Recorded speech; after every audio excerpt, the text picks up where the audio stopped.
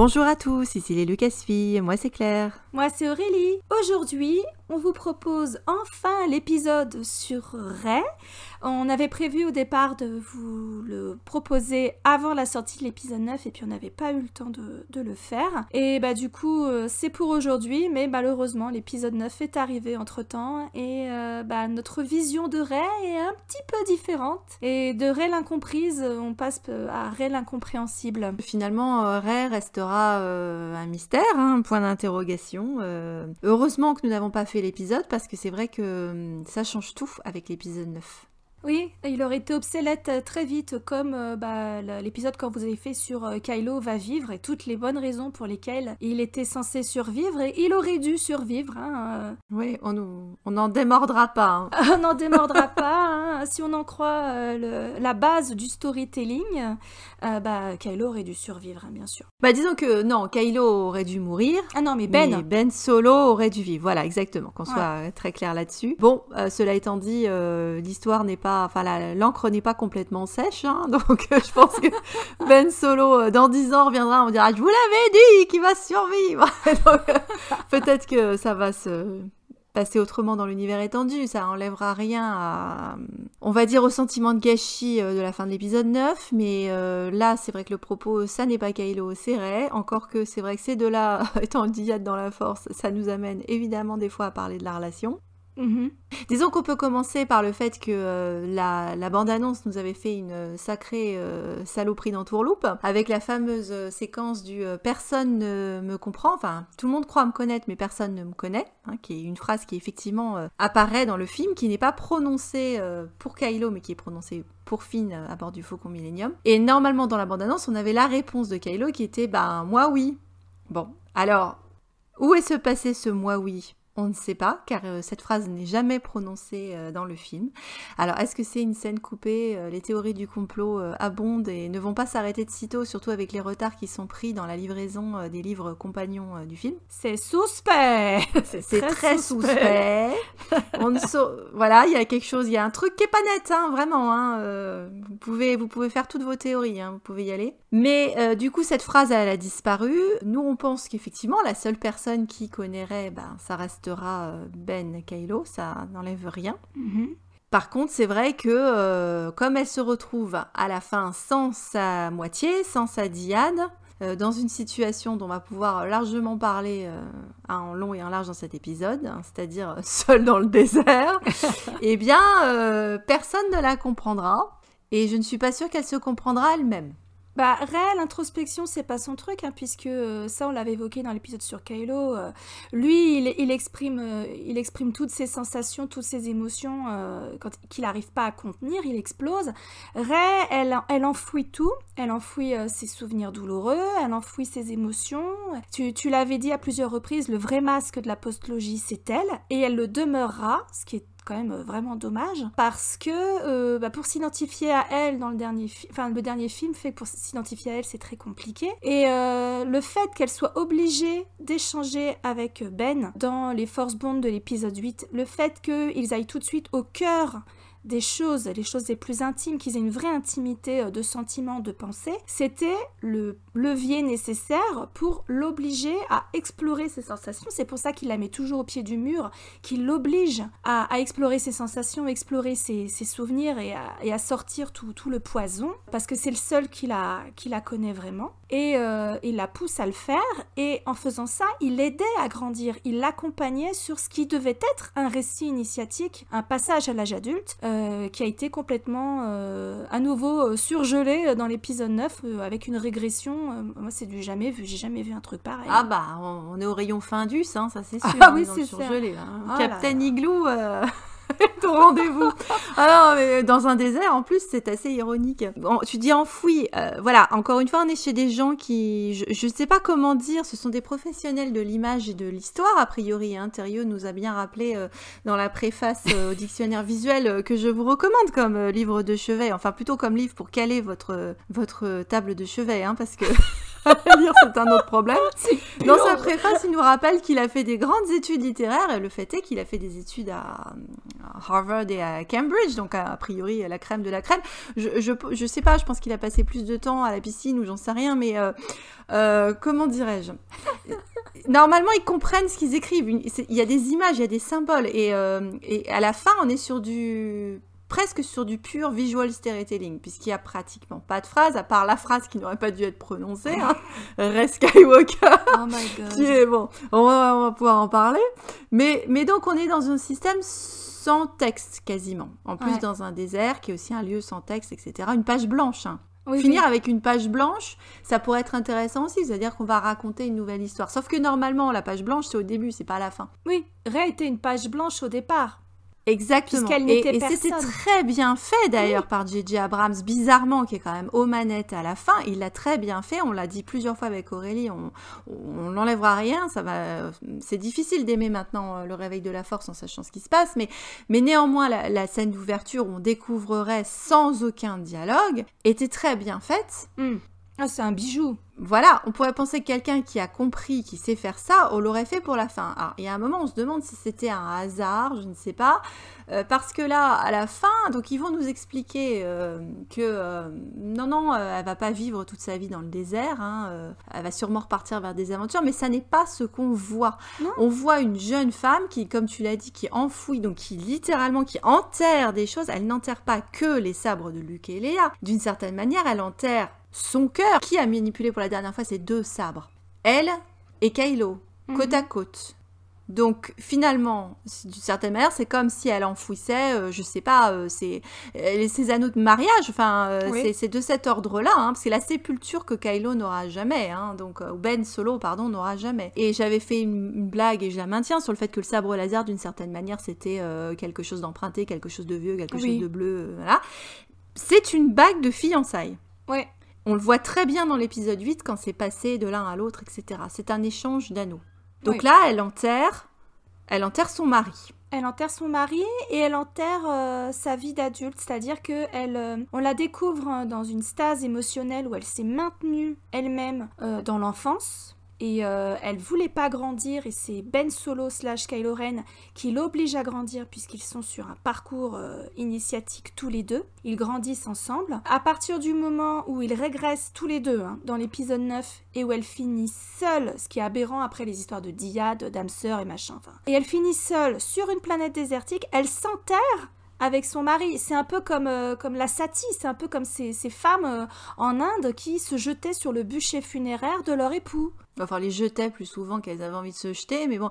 Là, du coup, c'est vrai qu'elle est là en train d'enterrer voilà, son potentiel de vie, sa dyade, son potentiel de vie sexuelle, etc. Pour se retrouver toute seule face au soleil couchant sans ombre. Hein, ça aussi, on pourra en reparler plus tard. Donc, elle a perdu son ombre, elle a perdu sa moitié, avec une espèce de masque rigide sur le visage. Alors, soi-disant, on est censé avoir un visage plein d'espoir, retourné vers le soleil, l'avenir. Bah, pas du tout. Hein. Moi, c'est pas du tout ce que je lis quand je la vois. Je n'arrive pas à déchiffrer. Elle est coincée dans le passé. Elle est à nouveau figée. Elle est à nouveau figée dans le passé, pour toujours. Bah, elle est figée dans le passé par le fait déjà de s'être nommée Skywalker, d'un mariage avec un être vivant, humain qui était sa moitié. Elle a contracté une union avec des fantômes qui sont de plus habillés comme une bonne sœur et un moine. Ah ouais, elle vient de renoncer au monde. Oui. Comme dans les processus justement de prise d'habit, on devait renoncer, se couper les cheveux, enfin se raser la tête, prendre le voile. De nom. On change de nom, on laisse les choses matérielles derrière pour se concentrer uniquement aux choses spirituelles. Et donc elle est dans un monde désincarné à la fin. Il n'y a pas le seul être humain qu'on voit, on pourra en parler. Donc c'est cette femme qui passe avec son espèce de lama de l'espace là. Lama mandibule. Voilà, la vieille femme qui veut savoir qui elle est. On se demande bien. Nous, c'est important parce que jamais ils étaient là à insister sur les noms de famille avant, mais enfin bon, admettons. Et donc, elle est dans un monde sans être humain, avec un robot. Cette image, si vous la prenez de Rey avec BB-8, ça pourrait être une image du réveil de la force. Ah oui. Il y en a plusieurs qui ont fait la manip d'ailleurs, qui se sont amusés à les mettre côte à côte et... Elle est revenue à la case départ. Avec la même coiffure. Si on la voyait, cheveux au vent, ce serait déjà... Il y a beaucoup de choses qui pourraient visuellement nous raconter autre chose. Mm-hmm. Déjà, quand Terrio dit « Ah non, non, non », alors parce que ces interviews, c'est un vrai bonheur. Hein. Quand il nous dit non, non, non, non, vous sentiez le sarcasme, j'espère. Non, non, elle n'a pas l'intention de s'installer sur Tatooine, elle va repartir. Alors certes, elle est venue avec le faucon. Sauf que, mon coco, quand tu racontes une histoire en nous disant qu'elle doit repartir, la dernière chose qu'on voit, c'est Rey qui repart dans le faucon. Ce qui est d'ailleurs ce que beaucoup de personnes attendaient, en mode, elle devait repartir avec Ben dans le faucon. Bah, c'est ça. Voilà. Là, ça racontait autre chose, hein. Ça restait une fin ouverte comme celle qui nous a soi-disant proposée, parce que moi je dirais que ça n'est pas vraiment une fin ouverte, je dirais que c'est même une fin très fermée. Donc du coup, elle repartait dans le faucon à la fin, on savait qu'elle finissait pas sa vie. Là, elle est dans la position de Luke à l'envers, parce que Luke allait partir vers l'aventure. Elle tourne le dos à l'aventure. Elle a fini son aventure. Elle nous tourne le dos à la fin. Avec le robot, elle est plus qu'une ombre. Elle n'a pas d'ombre, mais elle en est plus qu'une. Elle a les cheveux attachés comme au début avec les thèmes d'enfants, etc. Et au lieu de repartir, de s'envoler vers de nouvelles aventures avec ses copains, avec des compagnons, nous montrer qu'elle a intégré quelque chose, une vie, etc. Elle est seule, dans un thème qu'en plus John Williams a appelé une nouvelle maison. Ouais. C'est difficile d'appeler un thème une nouvelle maison et de nous dire qu'elle va pas s'installer sur la planète, parce que sa maison, on la voit pas. Surtout qu'ils nous ont rebalancé aussi les clochettes de son thème de l'épisode 7, qu'on n'entendait pas dans l'épisode 8. Corrigez-moi si je me trompe, mais c'était ces clochettes d'enfants. Ils nous ont remis les clochettes d'enfants à la fin, donc on maintient, tout est réuni dans le film, et là, c'est que du bullshit, les interviews, ils veulent nous enfumer. Dans le film, tout ce qu'on est censé retenir, c'est qu'elle est retour à la case départ, elle s'enterre, c'est une jeune femme de 20 ans, qui avait une chance de connaître l'amour, qui avait une chance d'être mère. Et on nous balance encore un visual storytelling au début du film, quand elle est à Pasaana, elle regarde les enfants avec envie. C'est pas qu'elle veut redevenir une petite fille, elle veut des enfants. Ah, parce que si la lecture, c'est qu'elle veut redevenir une petite fille, c'est pathétique également. Hein. Ah, puis c'est pas comme ça qu'il fallait l'amener. Hein. La façon dont c'est tourné, c'est elle veut être mère, elle veut des enfants qui seraient heureux. Enfin, je veux dire, c'était symboliquement, elle était représentée comme une mère pendant tout l'épisode 8, avec son éveil à la sexualité. Là, t'as la sirène qui allait, au début elle est mal à l'aise, et puis elle donne naissance à la résistance à la fin, elle les fait sortir de la grotte, de la mine de sel. Et au début de l'épisode 9, tu te dis, ah, il y a un désir de maternité, il y a un désir d'enfanter, peut-être bien qu'on va passer à l'âge adulte, il est temps. Et en fait, pas du tout, elle redevient une petite fille à la fin, ça ne tient pas la route, c'est n'importe quoi. En sachant qu'il nous refait vraiment boucler la boucle, fin du cycle, etc., en nous remettant ce qu'on nous avait raconté dans le visual storytelling qui était extrêmement bien fait, Rey qui voit une vieille femme dans le désert, en train de faire la même action qu'elle et qu'on voit à ce moment-là inquiète parce qu'elle ne veut pas, elle a peur de devenir cette vieille femme seule dans le désert. Et à la fin de l'épisode 9, on voit une vieille femme dans le désert qui lui demande qui elle est, mais en fait c'est elle, c'est toi ma cocotte quoi. Limite je me demande s'il n'y a pas une faille spatio-temporelle et que c'est pas elle dans quelques années avec son lama quoi. Mais bon, c'est une vieille femme usée par la vie dans le désert, une vieille femme qui est seule. Là, dans l'épisode 7, elle nettoie des pièces détachées, et dans l'épisode 9, elle est avec son lama chelou là. Mais, enfin, Rey se retrouve face à ce qui était censé lui faire le plus peur dans l'épisode 7. C'est un des rares moments où elle montre des signes d'introspection, parce qu'encore une fois, c'est pas trop son fort. Hein. Ou de dans doute. Dans l'épisode 7, le doute, de peur, de merde, putain, si c'est de mon avenir, au secours, quoi. Donc, la fin de Rey, dans l'épisode 9, est à l'opposé de ce qu'il lui fallait. C'est à l'opposé de tout ce que son parcours était censé faire. Elle retourne à la case départ. C'est une tragédie. C'est tragique ce qui arrive à cette héroïne. Et c'est surtout une aberration en termes de storytelling, parce que Rey n'est pas une héroïne tragique. Donc elle devait finir sur une apothéose, sur un triomphe éclatant. Et ce n'est absolument pas le cas. Bah, c'est surtout qu'en plus, quand on considère que dans l'épisode 7, J.J. Abrams, hein, qui, encore une fois, il était aux manettes, hein, donc qui prend la peine d'avoir la scène avec Maz, en mode ce que tu recherches n'est pas derrière toi, mais devant toi, bah excuse-moi, mais c'est la même différence, hein, parce qu'elle se retrouve sur une planète du désert, elle va pouvoir gratter les murs de la ferme de Lars, hein, pour refaire ses petits... Alors, combien de jours depuis la mort de Ben Solo? Bah, moi, c'est un petit peu pareil, hein, à la maison, je compte les jours, hein, donc c'est le même principe. Non, mais c'est juste... ça n'a pas de sens. Non, c'est aberrant parce qu'elle était représentée comme un charognard, comme une pilleuse d'épave. Dans l'épisode 7, tu avais fait un parallèle très intéressant avec la figure du vautour, du steelpecker, etc., dans un de tes métas. Et donc elle était associée à la mort, à la stase, au cimetière, au pillage. Elle était sur une planète de mort. Et à la fin de son parcours où elle est censée devenir une femme, elle est à nouveau associée à la mort. Tous les gens qui la connaissaient, ils sont tous morts. Elle voit des fantômes de gens qui sont morts. Elle a été un réceptacle pour tous les Jedi morts pour vaincre son grand-père qui est revenu d'entre les morts. Et son âme sœur meurt pour qu'elle vive, ce qui est une aberration. Encore une fois, ils auraient dû soit crever tous les deux, soit survivre tous les deux. Donc ça veut dire qu'elle est en vie biologiquement, mais dans son cœur et dans son esprit, il est censé y avoir un trou noir là où était Ben. C'est pire qu'un membre amputé, un membre fantôme. Là, c'est ton cœur qui est fantôme. C'est terrible. Et elle est là, c'est devenu une vraie Skywalker. Hein. Non mais. C'est-à-dire un Skywalker normalement doit perdre un membre. Elle a perdu sa moitié. Hein. Elle a perdu sa moitié. Elle est amputée de son ombre. Elle est amputée de son animus, de son âme sœur. Ça devrait être une torture inimaginable. Comment voulez-vous qu'on se réjouisse de la destinée de cette héroïne, cette jeune femme qui va être entourée de fantômes et de morts jusqu'à son dernier souffle. C'est-à-dire que c'est une jeune femme qu'on a vue au début seule, isolée de tout, sans compagnie, et donc à la fin, je suis désolée, c'est la même chose. Et ça doit être une évolution positive. Alors, on va tout de suite adresser le problème, parce que je sais que là, on a évoqué la question de la maternité, de l'amour, etc. On va nous dire, oh là là, c'est une femme indépendante. Et je sais qu'ils l'ont probablement écrit comme ça, hein. Ils se sont dit, ouais, on a fait une vraie héroïne badass parce qu'elle n'a pas besoin de qui que ce soit et à la fin, elle finit toute seule.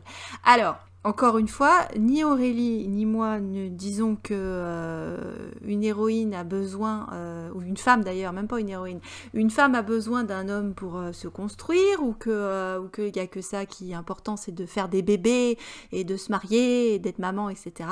L'histoire de Rey, elle est écrite comme ça. Dans son parcours, c'est intimement lié. C'est ce qu'elle voulait. C'est son parcours d'héroïne qui est comme ça. Des parcours d'héroïne, il y en a plein. Il y en a plein des différents. Mais il se trouve que pour celui de Rey, être avec son alter ego, ne plus jamais être seule, partager une intimité comme peu de gens peuvent en connaître, elle qui a toujours été si seule, c'était censé répondre à ce besoin viscéral chez elle. Et l'accès à la maternité, c'était aussi une façon de la réconcilier avec sa féminité et de perpétuer la lignée. C'était important pour Ben aussi. Lui qui a tué son père, de devenir père à son tour. Dans son parcours à lui aussi, ça avait du sens. Donc voilà, on n'est pas obligé d'être avec un homme ou d'avoir des enfants pour être une femme épanouie. Excusez-moi, mais j'en suis la preuve vivante. Hein. Dans la vraie vie, toutes les femmes sont fortes et elles font toutes des choix différents. Mais il se trouve que là, ils ont confondu écrire un personnage féminin fort et écrire un personnage féminin cohérent. C'est-à-dire que dans un arc de personnage féminin tel qu'il est écrit là, c'est-à-dire qu'on peut pas commencer avec un personnage qui est déjà seul, indépendant. Ça l'est au début. Elle a pas besoin d'un mec, elle a pas besoin elle se débrouille toute seule. Par contre, elle a envie de revoir sa famille. Donc expliquez-moi comment à la fin son arc, il a été réalisé, puisqu'elle n'a pas de famille à la fin. On va me dire, oh monsieur, Luke et Leia, elles l'ont adopté. Alors je rappelle qu'ils sont morts, hein, ce sont des fantômes. Je rappelle que Luke et Leia ne sont pas un couple.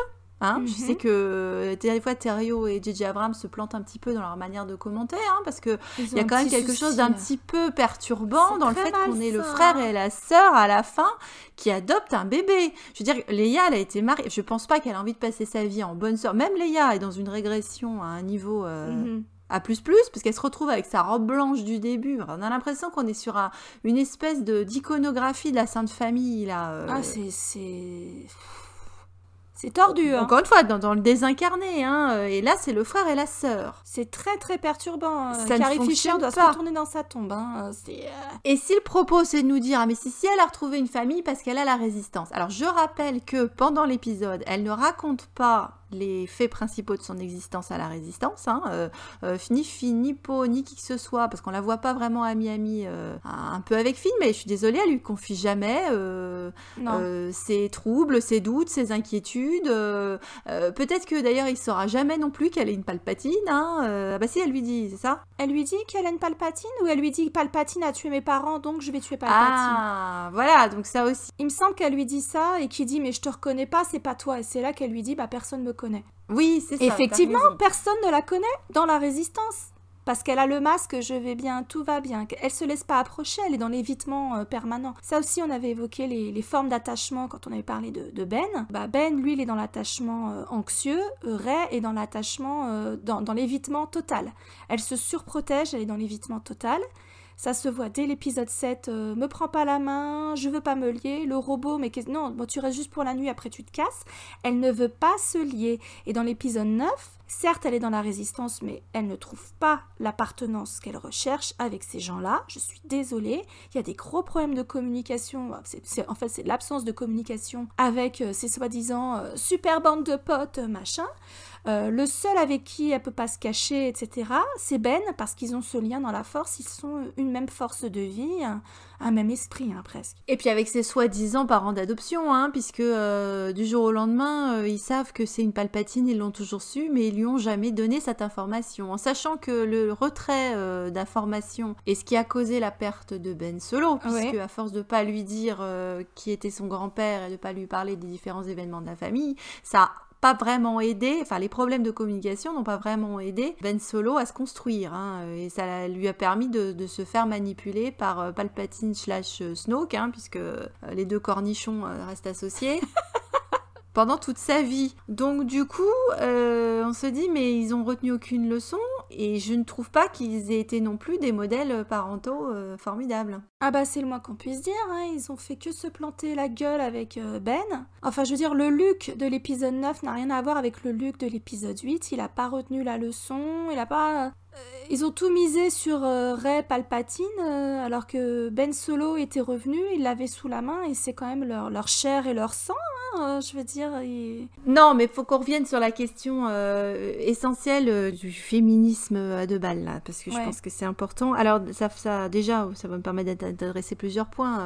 On se fait parfois tacler par certains commentaires en mode « Nous avons un agenda féministe ». Bon, alors, régissez-vous anti-féministe de tout poil, parce que nous allons dire que le féminisme est mal fichu, ou pas bien compris, ou mal interprété, donc je sais même pas si ça va les réjouir d'ailleurs.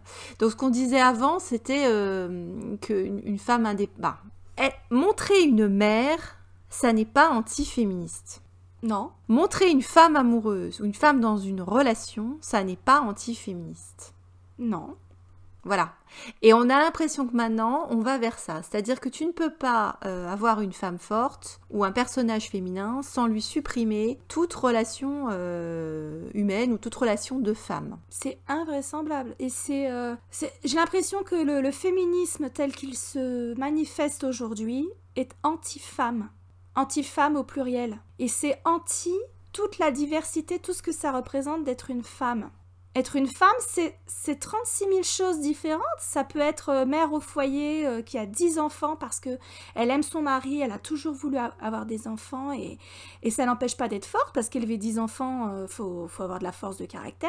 Ça peut être choisir d'aimer un homme qui est en prison, qui a fait des choses de mal, mais croire en sa rédemption et l'accompagner sur ce trajet, sur son chemin, être là pour lui, tout en ayant sa propre vie, tout en ayant Être une femme amoureuse, ce n'est pas nier qui on est et fusionner avec l'être aimé, quel qu'il soit. Bah non, on peut pas tout être des Alio Marie qui n'a pas eu d'enfant, qui a fait une carrière politique. On peut pas tout chercher à tout réussir sur tous les plans parce qu'excusez-moi, mais la femme Wonder Woman qui réussit tout, eh ben c'est impossible. Le mari, les enfants, la carrière, machin. À un moment donné, il faut faire des choix qui nous correspondent. Ce sera pas le choix de la voisine, elle fera un autre choix. Elle choisira une carrière, d'avoir une carrière. L'autre, elle choisira d'avoir des enfants. L'autre, elle choisira ni l'un ni l'autre. Juste d'être heureuse et de vivre sa vie avec ses chiens, ses amis. L'autre, elle rentrera dans les ordres. Enfin, je veux dire, il y a 1 milliard, 3 milliards et demi de façons d'être une femme, autant de façons d'être une femme qu'il y a de femmes. À un moment donné, ça suffit, quoi. Ils veulent tellement atomiser le cliché de la femme au foyer, soumise à l'homme, etc., qu'ils sont en train de créer un autre, c'est même pas un cliché, c'est un carcan. En voulant se débarrasser d'un carcan, ils sont en train d'en créer un autre qui est obscène, je suis désolée, et qui correspond absolument pas à une réalité de la vie des femmes, quoi. Et Rey, je suis désolée, c'est un archétype, c'est un nouveau carcan de femme qui n'existe pas. Moi, je ne me reconnais pas dans cette femme, et elle me fait peur. Elle me fait peur, parce que si c'est à ça que les nouvelles jeunes filles qui grandissent avec Rey doivent aspirer, et le deuxième effet qui se coule dans 10 ou 20 ans, ça va être salé l'addition, je suis désolée de vous le dire.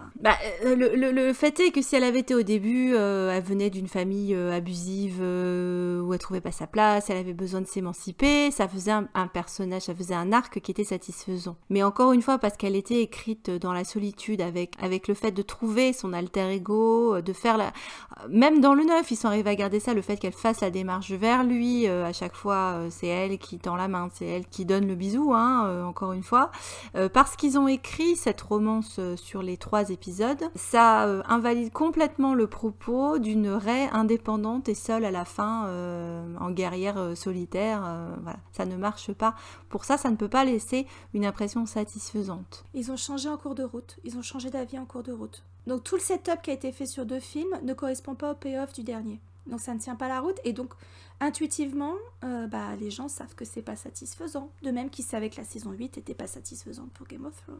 Donc cet effet Game of Thrones qu'on avait critiqué, décortiqué dans une de nos vidéos, dont on était persuadé qu'on n'aurait pas à en souffrir pour l'épisode 9, malheureusement patatras, c'est exactement ce qui s'est passé. Et les boules quoi. C'est surtout que dans le même temps, on nous explique que c'est une héroïne indépendante puisqu'elle est la seule à se battre contre Palpatine, ce qui au passage est assez dégueulasse pour l'arc de Ben Solo, mais bon ça on aura l'occasion d'en parler une autre fois. Ouais. Donc le fait qu'elle se retrouve toute seule, à se battre, et qu'à la fin elle est la seule en scène et que elle a choisi son nom soi-disant. Et c'est extrêmement problématique la représentation de la femme indépendante parce qu'en fait Rey, qui était justement son propre agent, qui s'était autonomée parce que certaines théories laissaient entendre que Rey n'était peut-être même pas son prénom. Elle avait un casque qui avait le casque avec lequel elle jouait en langue basique signifiait Rey, donc on avait l'impression qu'elle s'était autonomée comme Kylo d'ailleurs. Ça lui faisait un point commun avec Ben Solo qui choisissait de s'autonomer Kylo, c'était encore un parallèle. Donc l'idée du choix du nom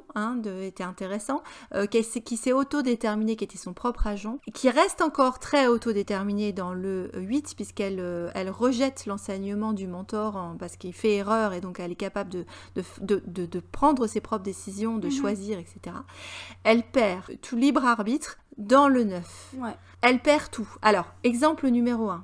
Le sabre laser, le sabre d'Anakin, qu'il a choisi dans le 7, qu'il appelle, qui vient à elle dans l'affrontement sur Starkiller, avec lequel elle s'éclate dans l'épisode 8 de plein de façons. On voit qu'elle est dans son émancipation, dans sa libération, etc. Ça va avec le fait que elle change de couleur de vêtements, de coiffure, de tout ce que vous voulez. Elle évolue, visiblement elle est bien avec ce sabre, elle s'amuse avec. Bon, dans l'épisode 9, on se prend dans la gueule le fait qu'elle ne mérite pas le sabre laser. D'où ça sort, ça? Alors, donc, cette femme qui, jusqu'à présent, était digne du sabre, qui l'avait reconnu, etc., qui venait à elle et qui avait aucune difficulté, visiblement, à le manipuler, d'un coup, on nous dit « Ah, mais non, mais je dois mériter un peu plus tard le sabre laser », et puis qui se fait reprendre comme une gamine quand elle le jette sur Acto par Luke en version Schtroumpf bleu, qui dit « Ah, tu dois mieux traiter un sabre laser, ma petite fille, laisse tonton Luke t'expliquer là-dessus, je vais éclairer ta lanterne. » En fait, c'est parti en bleu génie, tu vois, comme dans Aladdin. Un petit peu ça, il manquait que le tapis volant. Oh non, mais écoute. Et donc du coup, ça c'est le premier, le sabre laser. Ensuite, vous avez la question du nom. Donc cette personne qui s'était autonomée, qui n'avait pas de nom et qui pouvait décider de son identité. Rey personne. Elle pouvait effectivement se retrouver après à s'allier avec la famille Skywalker Solo Organa là par le biais d'un mariage. Bon, tout en gardant son identité. Bien sûr. Elle perd doublement son identité dans ce film. D'abord quand on lui dit qu'elle est une Rey Palpatine, bref, voilà. Pauvre Adam Et Driver. Deuxièmement, quand elle choisit à la fin, oui, c'était à pleurer de rire ou de je ne sais quoi. C'était absolument. Je ne sais pas comment ils ont pu écrire ça, mais bref. Et donc à la fin, quand elle choisit de s'appeler Rey Skywalker, et là on dit renom, parce que soit elle a accepté son propre héritage et elle a montré qu'effectivement, comme c'est soi-disant le message du film, qu'on n'est pas déterminé par son sang, ses origines, etc., et qu'on peut être une bonne personne, soit elle accepte qu'elle est une Palpatine, puisqu'elle devait incorporer cette identité. Donc elle aurait dû dire Rey Palpatine, Ou alors elle aurait pu dire Rey personne, je t'emmerde, c'était aussi une possibilité. Oui. Ou alors elle pouvait dire Rey Solo, ou Rey Organa, en hommage à Leia qui après tout a passé 1 an avec elle et qui est la personne qui a peut-être passé le plus de temps avec elle et qui soi-disant est son maître et blablabla, une figure maternelle. Oui. Voilà. Et donc elle ne prend pas ces noms-là, elle prend le nom de Skywalker qu'elle vient d'enterrer à la ferme des Skywalker. Donc elle prend des noms morts, donc elle s'enchaîne, comme on l'a dit avant, au passé, à un héritage compliqué qu'elle a pas finalement appréhendé complètement parce qu'on n'a pas vu de référence à Shmi, on n'a pas vu de référence à Padmé, on n'a pas vu de référence à Anakin à part la voix en mode fais comme moi, remets l'équilibre dans la force. Du coup il n'a pas remis l'équilibre dans la force, donc je ne sais pas trop pourquoi il dit ça. Non, c'est compliqué là. À la limite ça aurait même eu plus de sens d'enterrer les sabres laser à Naboo. Oui. Dans le sarcophage de Padmé, au passage, ça faisait une petite, un petit clin d'œil à Padmé qui pour l'instant reste quand même le parent pauvre, hein, et qui du coup se retrouvait avec ses enfants qu'elle n'a jamais pu avoir dans les bras, quoi. Donc ses enfants se retrouvaient avec elle au-delà de la mort par le biais des sabres laser, on va dire. La famille était recomposée. C'était beaucoup plus joli et ça avait beaucoup plus de sens, j'ai envie de dire. En plus sur une planète de vie, pas sur une planète de mort. Elle a perdu un nom. Elle a plus son nom déterminé. En plus, bien qu'à l'origine Skywalker ce soit le nom d'une matriarche, comme elle a été effacée la matriarche, par la force des choses, c'est devenu un nom de mec. Oui. Puisque Leia n'a jamais porté le nom Skywalker. Bah, c'est ce qui a poussé certains à dire qu'elle n'était pas une Skywalker et donc Ben Solo non plus, tu vois. Voilà. Les gens fâchés avec la généalogie, ouais. Donc problème. Autre chose, les pouvoirs. Ça avait énervé les fanboys, elle les devait qu'à elle ou à la Force, qui avait décidé qu'elle était un réceptacle digne de ça, avec sa dyade, etc. Bon. Il n'y a rien qui est à elle, puisque dans la fameuse scène, tu es une Rey Palpatine, et il lui dit aussi, ah, mais il a reconnu que tu avais son pouvoir. Ah, bon. Donc en plus, elle a le même que Palpatine. Elle le tient d'un mec. Oh. Elle tient d'un mec. Oh, quelle femme forte et indépendante. Wouhou. C'est ça. Et quand elle se bat à la fin contre Palpatine, c'est même pas elle, avec son pouvoir de l'amour à la Wonder Woman, qui se bat seule contre le pouvoir de la haine. C'est tous les Jedi. Là, c'est tous les Jedi. Elle est juste un réceptacle. Et une fois qu'ils sont servis d'elle, ils la laissent comme une merde. Hein. Il n'y en a aucun qui s'est dit, tiens, on va prêter notre énergie à Ben Solo pour la ressusciter, vu que lui, il est redevenu du côté des gentils. Hein? Bah, si on lui prêtait l'énergie. Ah non, c'est bon, elle a rempli sa fonction, maintenant elle se démerde. Déjà que je pensais que les Jedi étaient des gros cons avant. Je réitère, c'est vraiment des gros cons de manipulateurs. Il n'y a rien à sauver dans leur idéologie.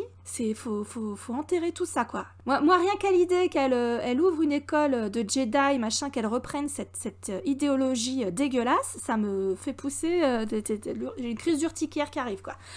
On continue l'inventaire. Elle a perdu son nom. T'inquiète pas, elle a perdu son nom. Non, mais c'est normal, tu pousses un petit cri de colère. Bon. Alors, son nom, ses capacités et son sabre. Alors, je sais bien qu'elle en fabriquait un à la fin, qu'à elle, etc. Bon, ok, mais parce que ils étaient bien obligés de faire ça en mode indépendant, machin. Alors, au passage, hein, si vous cherchez pourquoi le sabre il est jaune, hein, Thérieux nous a apporté une bonne réponse par le biais de... En fait, c'est pas lui d'ailleurs, je devrais dire. C'est l'équipe de ILM des effets spéciaux qui a expliqué qu'ils ont choisi jaune parce que ça fait optimiste. Voilà, c'est un rayon de soleil jusqu'au bout. Oh la vache. C'est jaune pisseux donc. D'ailleurs, le sabre laser de Rey est intéressant parce qu'il est jaune devant, marron derrière. D'ailleurs, vous observerez au passage. Il y a un double effet qui se coule. Voilà. Bon, alors, à part ça, elle a également perdu son choix dans ses costumes et sa coiffure, puisque c'est pas elle qui choisit. Alors oui, d'accord, vous allez me dire, c'est des détails. Eh ben, détail, ça veut dire beaucoup. Parce que son rien costume... n'est dû au hasard dans un film. Non. Normalement. Alors, si je commence par le costume blanc de mariée, là, devient donc, c'est comme on l'avait dit, nous, on pouvait le voir comme ça, hein, devient donc un costume de bonne sœur vierge. Oui, blanc de novice. Exactement. Capuche rajoutée apparemment en effets spéciaux, puisqu'apparemment elle l'aurait pas portée. Et donc quand on la voit avec la capuche sur la tête, ce soit sur Ahch-To, donc on rappelle qu'il y a un monastère, hein, donc c'est le premier moment où elle porte la capuche, c'est sur Ahch-To. Et donc elle est en mode monacal. Hein.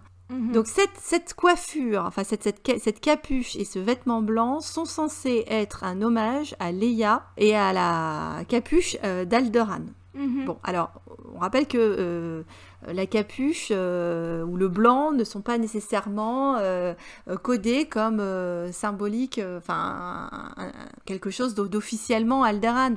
Quand on voit dans la brève scène où le bébé est apporté sur Alderaan, la reine Brea n'est pas en blanc, hein, elle est en bleu. Et Bail, ce qui est important, exactement, il est en bleu, en gris. Aussi. Ouais. Ce qui est important, c'est les coiffures, donc les nattes. Et d'ailleurs, justement, c'est une des grandes discussions entre Anne et Leia. C'est une de leurs premières conversations. Tu as changé ta coiffure. Et après, elle change effectivement sa coiffure dans le 8 et le 9, puisqu'elle porte une natte qui est censée représenter le deuil sur Alderaan. Donc, elle porte le deuil de son mari à travers sa coiffure. Ouais. Donc, c'est pas une capuche blanche qui représente Alderaan. Par contre, ils ont voulu nous représenter Leia au tout début en mode Vierge blanche. Pour un 3e épisode, c'est gênant. À ça, on rajoutera qu'elle se retrouve avec ses 3 chignons. Alors, c'est vrai qu'au début, on avait présumé que c'était pour les scènes avec Leia, pour les raccords. Qu'il fallait faire... Sauf qu'ils font ce qu'ils veulent avec la coiffure, parce qu'ils nous ont expliqué qu'ils ont pu changer les costumes, les machins, visiblement. C'était pas un souci, moi je pense pas que les chignons auraient gêné en soi, et elle aurait pu les enlever à un moment ou un autre, d'ailleurs à la fin aurait été une bonne idée. Les scènes avec Leia, il y en a quand même qu'au tout début, hein, donc en admettant qu'elle ait refait ses chignons au début, parce que c'était pratique pour son entraînement, elle pouvait les enlever après. Les chignons, ce n'est pas elle qui les a inventés, puisque quand elle est abandonnée sur la planète par ses parents merveilleux, qui sont allés la vendre pour sa protection et qui sont quand même allés fêter ça en allant utiliser l'argent pour boire, puisque soi-disant Kylo n'a pas complètement menti et que oui, ils l'ont bien vendu pour de l'alcool, mais bon, genre ils avaient besoin de se payer le champagne pour avoir abandonné leur fille derrière. Et donc du coup, elle avait cette coiffure-là, ce qui veut dire que soit c'est la coiffure que lui faisaient ses parents, soit c'était la coiffure que lui a choisie Anne Carplot. Donc ça n'est pas sa coiffure à elle. Elle n'a pas évolué. Elle refait de la luge comme un bébé avec ses petites clochettes, machin, etc. Voilà. Elle est retombée en enfance. L'épisode 9 qui devait être celui de la femme, de la maturité, etc., c'est celui de la régression en enfance. Ah bah l'héroïne adéquate, hein, j'avais déjà dit. Quand même, à la fin de l'épisode 8, Yoda dit à Luke, Rey a tout dont elle a besoin, ouais. Tout ce dont on a besoin est là. Bon, visiblement pas, puisque alors on pouvait comprendre que soit c'était sa force intérieure, soit sa relation avec Ben qui allait sortir à un moment, Yoda pouvait en avoir eu vent et puis voilà, ça pouvait être une idée, ou alors le fait qu'elle ait pris les fameux textes Jedi et qu'elle va se débrouiller toute seule pour les lire, puisqu'elle a l'air d'avoir une certaine capacité pour les langues étrangères, ou en tout cas des dons, etc. Bon, et ben grâce à l'épisode 9, enfin grâce au dictionnaire visuel, nous savons que quand elle s'intéresse au livre, ça n'est pas complètement son fait non plus, hein. C'est grâce au personnage joué par Dominique Monaghan, hein, puisque ce personnage qui n'est pas nommé pendant tout le film, qui prononce 4 pauvres phrases et qui aurait pu très bien être supprimé complètement, puisqu'il n'a aucun impact sur l'intrigue. Non. Et ben dans le dictionnaire visuel, on nous apprend que c'est un historien du nom de Beaumont, qui est spécialisé dans l'occulte et dans l'univers des Sith, hein. Donc on se demande pourquoi ces 3 PO avaient besoin de faire de la traduction, puisqu'on avait un spécialiste sous le coude. Voilà, on avait un docteur en Sith occulte, et qui donc lui aurait expliqué ce qu'il y avait dans les bouquins. Voilà. Encore un homme. Vous êtes contents, hein? Ah ouais. Donc c'est officiel. Pour ceux qui trouvaient que Rey savait faire trop de choses, eh ben elle ne sait pas faire grand-chose. Voilà, tous les fanboys qui criaient à la Marissou sont rassurés. Toutes ses capacités, tout ce qu'elle est censée avoir acquis, à part peut-être son endurance et son agilité en tant que pilleuse d'épave, tout le reste, elle le doit, d'une manière ou d'une autre, à un homme. Donc, c'est vraiment... ce personnage a été complètement vidé de sa substance dans le dernier épisode. Ah bah, comme le fait Palpatine, hein, je pense que là, pour le coup, c'est très méta aussi, hein, se fait vider de sa substance. Ça, c'est évident, ouais. C'est quand même un peu aberrant qu'un personnage qui nous est présenté comme iconiquement bon et pur, voilà, d'une certaine manière, devienne absolument antipathique, hein. Ça me fait de la peine de le dire, ouais. Hein, mais Rey, que j'aimais beaucoup dans le 7 et dans le 8, j'ai beaucoup de mal avec elle dans le 9. Pour le coup, elle devient antipathique, parce qu'elle est montrée comme finalement... Déjà, elle est assez infecte, hein, dans ses relations au début. Alors, je veux bien que Kylo soit également présenté comme un con, hein, ça c'est clair, mais elle est assez curieuse dans ses relations au début avec lui, alors qu'on sort du 8, hein, quand même. Je sais bien qu'il y a un an qui s'est écoulé, mais mais bon. Et puis à la fin, c'est vrai que la manière dont ils ont fait le montage fait qu'on a l'impression qu'elle n'a qu'un affect, enfin qu'il n'y a pas eu d'affect sur ce qui s'est passé. C'est-à-dire qu'on passe directement de hop, il est tombé par terre à joie trompette, je suis dans mon vaisseau. Putain. Musicalement parlant, ça pose des problèmes quand même, hein, parce que les trompettes triomphantes avec les vaisseaux en train de tomber et Rey qui s'envole alors qu'il y a le pull de Ben Solo quelque part qui reste à même la dalle sur le sol d'Exegol, je dois dire que non, moi ça passe pas. Je ne comprends pas. Non, excusez-moi, mais dans l'épisode 9, c'est une vraie connasse. Hein, Et puis surtout, on la reconnaît pas. Elle est pas liante. Elle est difficile à cerner à dessein dans les premiers films. Elle s'ouvre uniquement quand elle y est forcée face à Ben. Donc là, je radote un peu, mais c'est pour appuyer le fait qu'elle a aussi toute cette colère qui est rentrée. Toute cette rage d'avoir été abandonnée, etc. Tous les enfants qui ont été abandonnés ont souvent, enfin, la plupart d'entre eux, des problèmes dans la gestion de la colère. Donc elle a cette rage qui va s'exprimer régulièrement. Elle n'est pas forcément très très aimable ou quoi au caisse. Et d'un seul coup, nous ont fait un parangon de vertu qui lutte contre sa rage, mais sa rage, elle ne la doit pas à son passé, à ses traumas d'enfance et à sa psychologie, comme c'était le cas précédemment. Elle les doit au fait que c'est une Palpatine, donc elle a du mauvais sang, c'est la génétique, elle vient d'une lignée elle descend de quelqu'un de pas bien. Hello, hein, la folie de Daenerys Targaryen, qui a fini par te rattraper de façon complètement abracadabrante à la fin de la saison 8. Enfin, on est là-dedans, quoi. C'est, tu es ta génétique. C'est un petit peu emmerdant, surtout dans un film où on essaie de nous démontrer que non, ton sang ne détermine pas qui tu es. Bah si, en fait. Disons qu'il était beaucoup plus intéressant dans lui de partir en mode tout n'est pas blanc, tout n'est pas noir, où effectivement on pressentait qu'il y avait un côté obscur chez Rey et on pensait que l'épisode 9 allait peut-être nous montrer ça. Ils ont décidé de le faire de la manière la plus lourdingue possible, c'est-à-dire que elle aurait pu faire des erreurs. Donc là, on a défendu avant dans les théories qu'on trouvait qu'il aurait dû bazarder ou dans les critiques, c'est-à-dire le fait que Rey était une Marissou, pour nous, elle était très clairement pas une Marissou.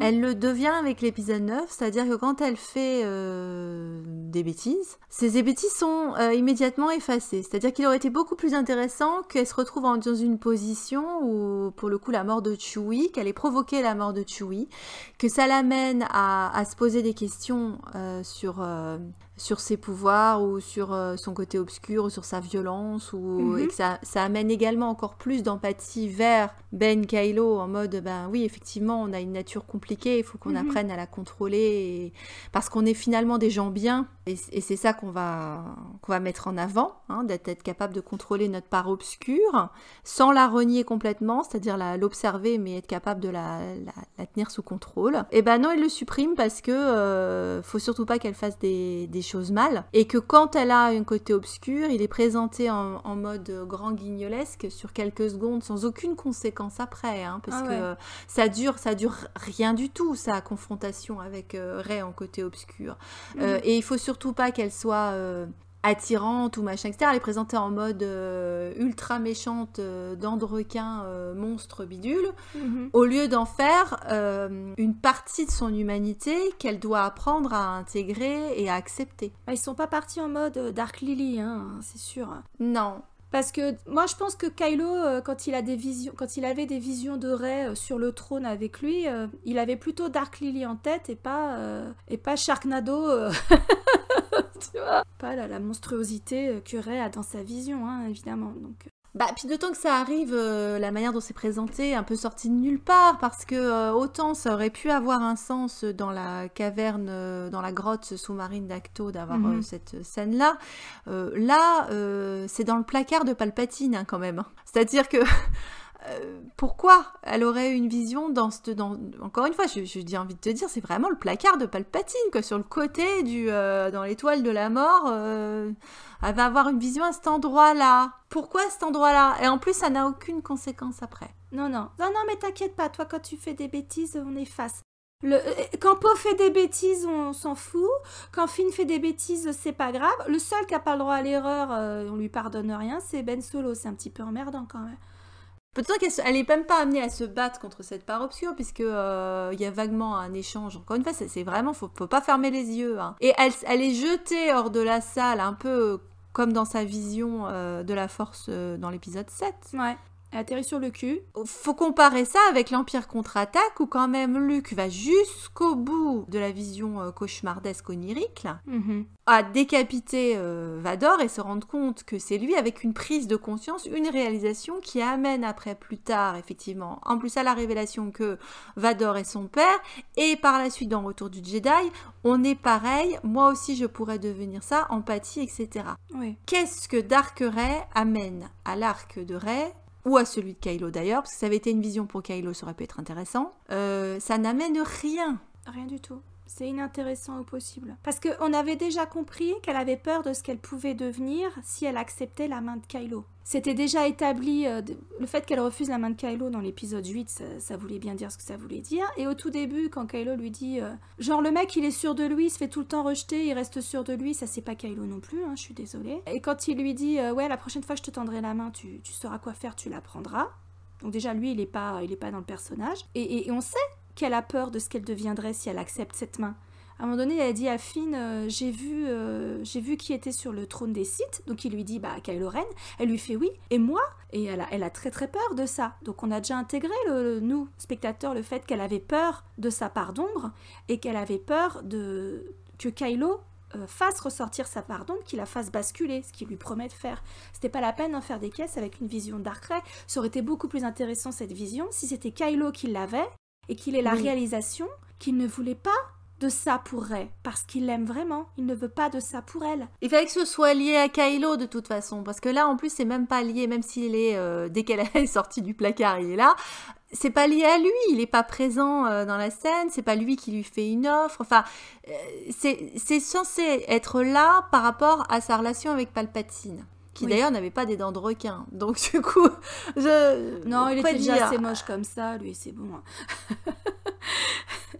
Mais pareil, quand elle flirte avec le côté obscur, quand elle empale Kylo, elle le tue en traître quand même. Hein. Oui, à ce moment-là, elle est possédée par le côté obscur. En fait, c'est la continuation. Mais là aussi, c'est mal fichu, parce que on arrive à cette logique-là qu'effectivement, dans la scène, elle est sous l'emprise du côté obscur.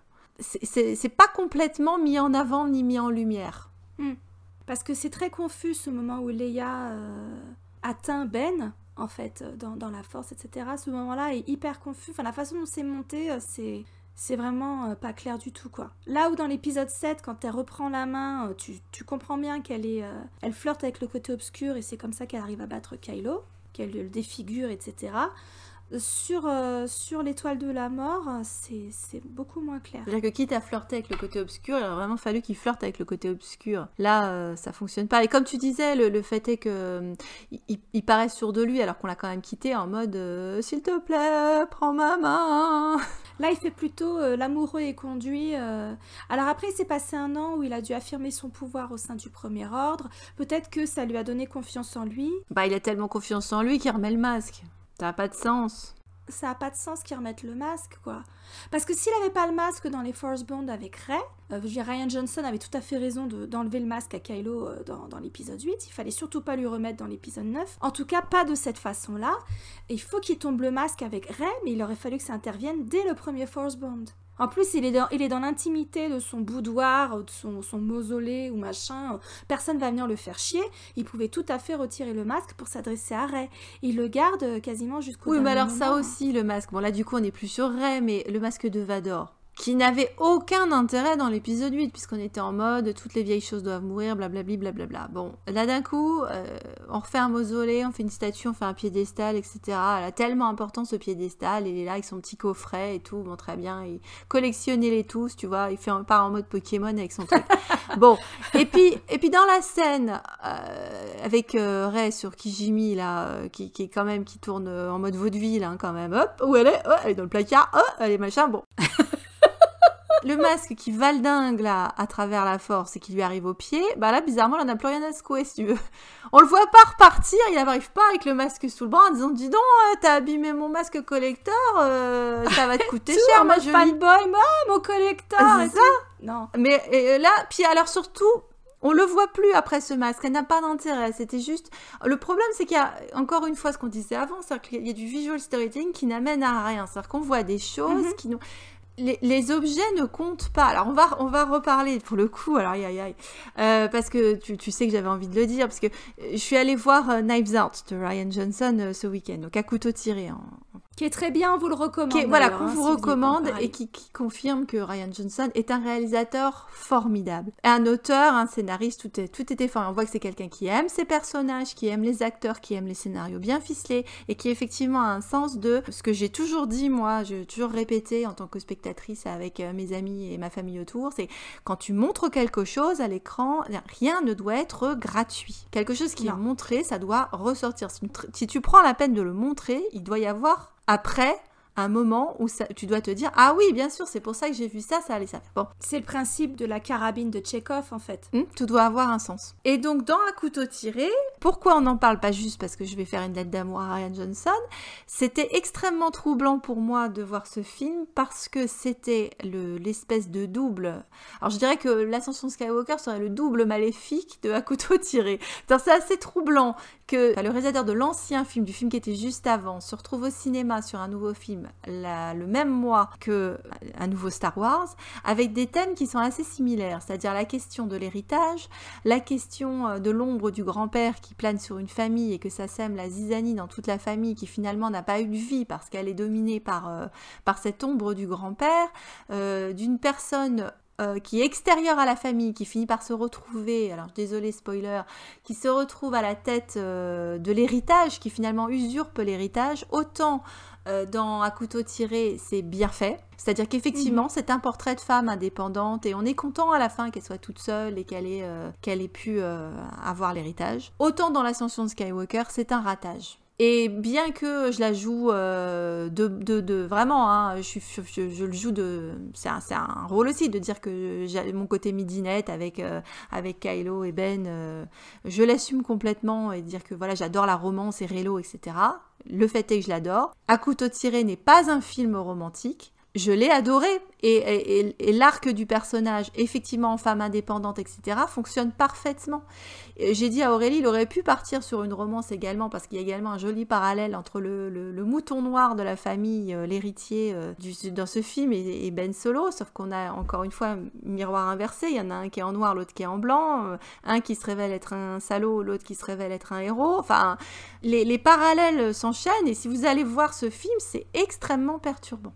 Et en tout cas, c'est quelqu'un qui, comme je disais avant, a compris qu'un objet, quand on le montre, ou quand on donne un indice, ou quand on montre quelque chose, ça doit servir plus tard. Or ici, JJ et Terrio ne le font pas. Ils nous montrent des choses qui nous amènent nulle part. En plus, dans le cas d'Abrams, sur 2 films, puisque ce qu'il a setupé, si on peut dire, dans le 7, n'est pas POF, si je puis dire, c'est absolument affreux, dans le 9. Le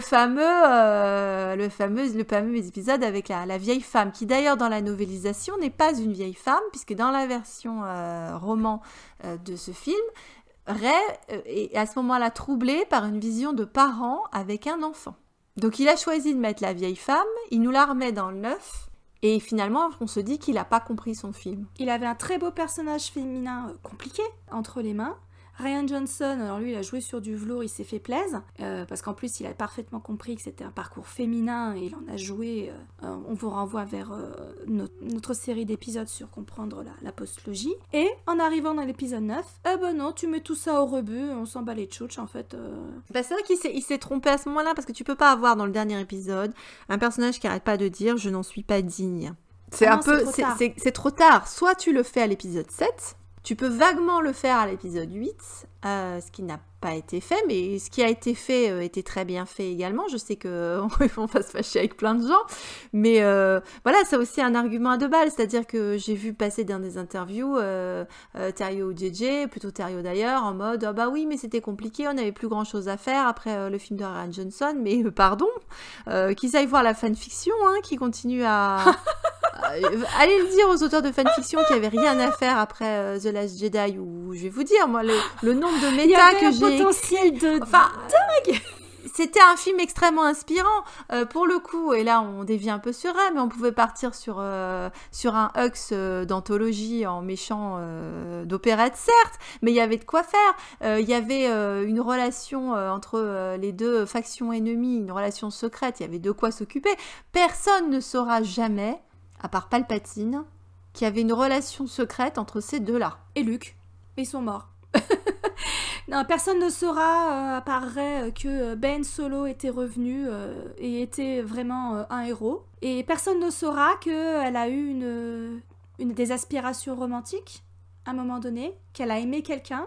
C'est vrai que des fois, quand on la voit interagir dans le 9, on a du mal à croire qu'elle l'aime. Qu'elle a aimé quelqu'un, qu'elle a été aimée en retour, qu'elle a été comprise comme personne ne peut le faire, qu'elle a connu ce que très peu de gens connaissent, l'histoire d'âme sœur, machin. Personne ne saura tout ça. Enfin, c'est cette histoire d'amour et au-delà de ça, ce parcours d'héroïne qui aurait dû être tenir de la légende, enfin devenir un truc énorme, etc.